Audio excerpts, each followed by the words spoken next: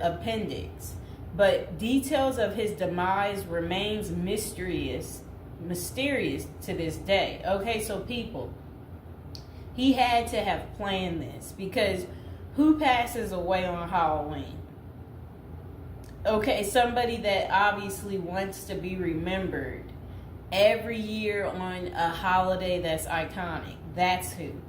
And now would be a good time to like the video and to subscribe to my channel. So for over 30 years, Harry Houdini dazzled audiences with his different stunts and superhuman endurance. So what finally put him 6 feet under? The Hungarian-born escape artist jumped off bridges while handcuffed and wearing leg irons.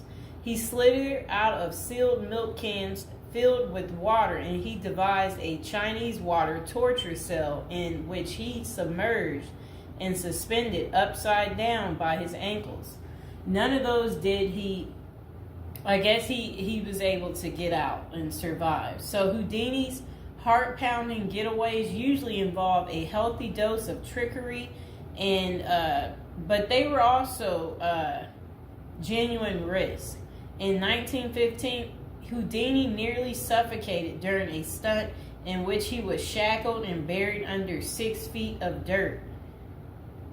Houdini had made a career out of surviving the impossible, which only made the circumstances of his 1926 death all more mysterious. The 52-year-old performed before a packed audience in Detroit on October 24th, but was rushed to the hospital afterwards with an apparent case of appendicitis. He died just a week later on Halloween, leaving his legions of admirers bewildered.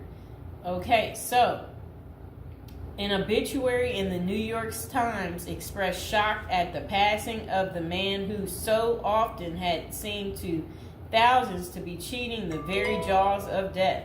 And I want to talk about something else. So I've been to Detroit, and I don't remember anybody talking about Houdini there. And I think they should have had some of his cool, iconic stuff there. But I did see they had Houdini stuff in Las Vegas when I was in Vegas. So, I don't know why they don't have it set up in Detroit. So Houdini's final performance. The strange series of events that led to Houdini's demise had kicked off several weeks earlier on October 11th. 1926, while being shackled into his Chinese water torture cell during a performance in Albany, New York. So it says he was struck on the leg by a piece of faulty equipment. He hobbled his way through the rest of the show, but was later found to have sustained a fractured left ankle. Against doctors' orders, Houdini continued his torture and traveled to Montreal, where he gave a lecture at McGill University. Just a few days later, on October 22nd, he invited some McGill students to visit him in his dressing room at the Princess Theater. The magician's sore ankle was still bothering him, so he plopped down on a couch while the group chatted. At some point, a student named J. Gordon Whitehead arrived and asked Houdini if it was true that he could resist hard punches to his abdomen, a claim that the magician had supposedly made in public. According to witness Sam Smits, when Houdini said the rumors were true, Whitehead abruptly delivered 4 to 5 terribly, forcibly deliberate, well-directed blows to his stomach. Houdini was still reclined on the couch and had no time to prepare for the punches, which appeared to leave him in considerable pain. And now would be a good time to like the video and to subscribe to my channel.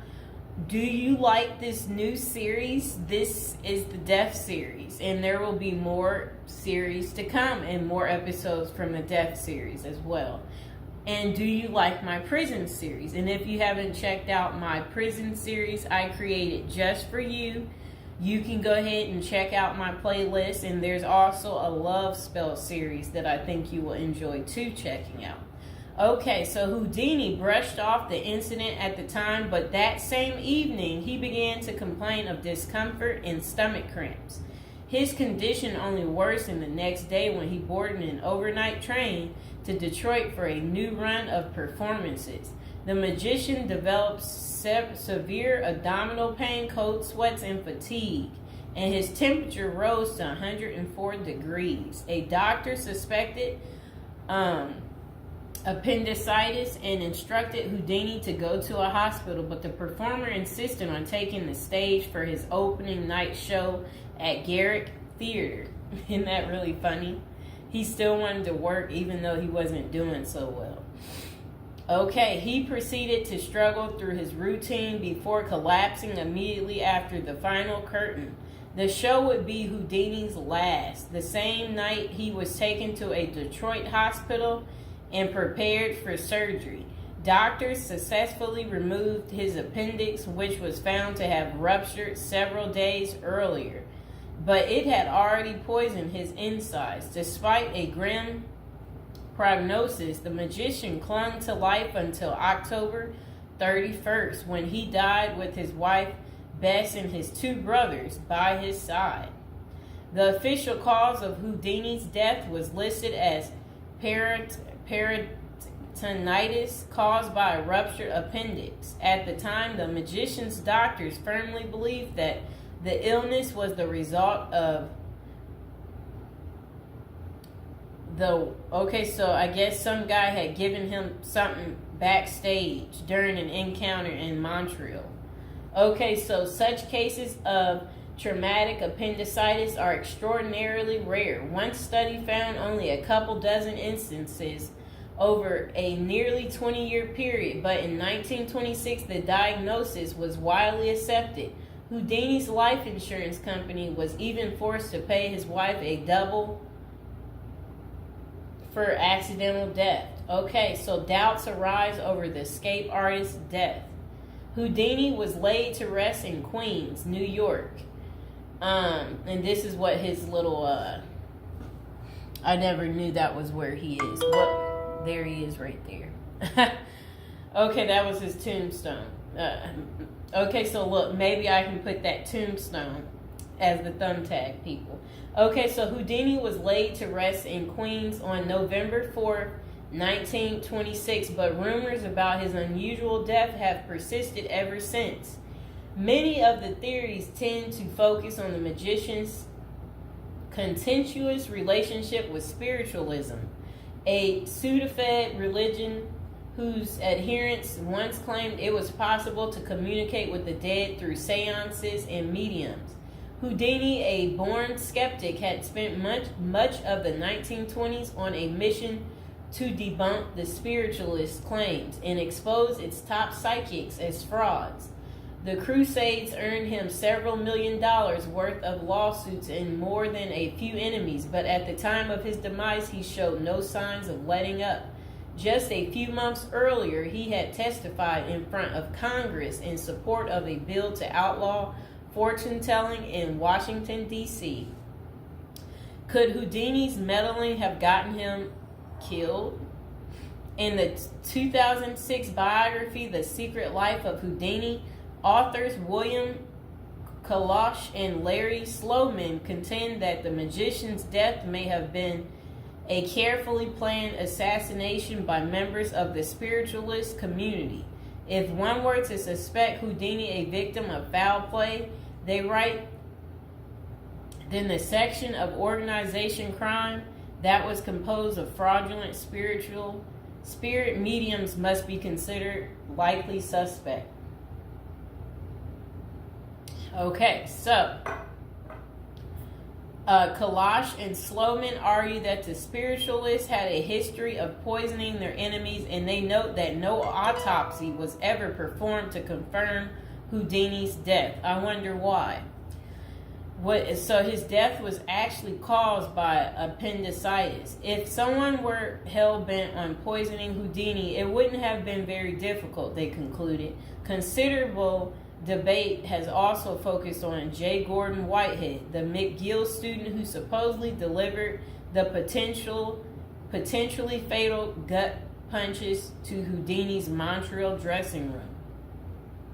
In the 2005 book, The Man Who Killed Houdini, author Don Bell floated a theory that Whitehead may have been in league with the spiritualists, some of who had previously threatened to harm Houdini or have him beaten up.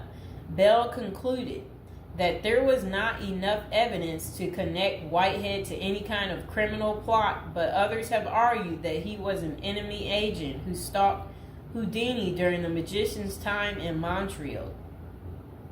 Okay, so was Houdini murdered? The true cause of Houdini's demise may never be known for sure, but the majority of scholars tend to dismiss the murder theories as mere speculation. For them, the more pressing question is whether Houdini's ruptured appendix had any connection to the stomach blows he received a few days earlier. Don't forget to like the video, and if you're new to the channel, go ahead and hit that subscribe button. So while the evidence shows that such conditions is indeed possible, many consider it more likely that Whitehead's punches simply caused Houdini to ignore an already existing case of appendicitis.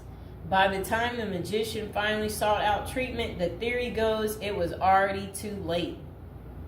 Interestingly, perhaps the most sought after source for information about Houdini's death is none other than Houdini himself in what amounted to his ultimate test of the spiritualist claims. The magician promised his wife Bess that he would try to communicate with her from beyond the grave. Bess went to hold an annual Houdini seance for 10 years before finally abandoning the search in 1936. Fans and fellow magicians have since made the seance a Halloween tradition, but thus far, the great Houdini's ghost has refused to speak. I wonder why. So I hope you guys enjoyed hearing about what happened to Harry Houdini and how he passed away on Halloween.